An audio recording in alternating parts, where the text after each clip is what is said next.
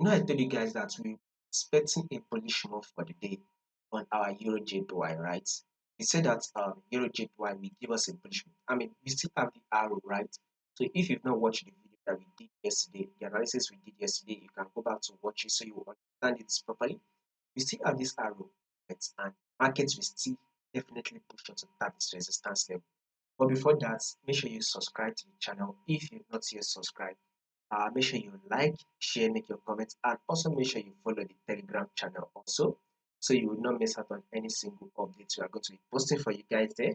The link to the Telegram channel will be in the section. Now, guys, take a look at this right here. Zoom it out right here. You can see that the full bigger trend, full bigger picture now, EURJPY, is an uptrend move. We are clearly what today, or we are clearly trending to the upside. Market is very much trending to the upside. Now, take a look at this movement also, guys.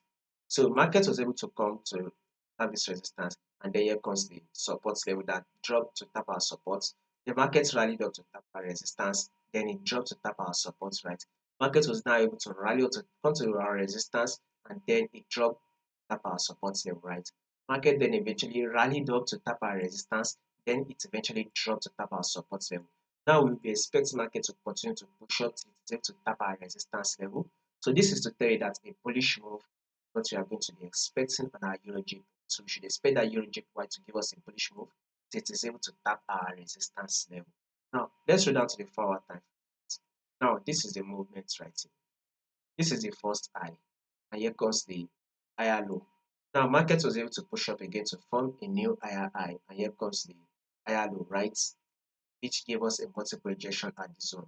Now from this zone, market was able to push up again to form a new high, which took out this previous high. And now here comes the pullback phase, which is an higher low.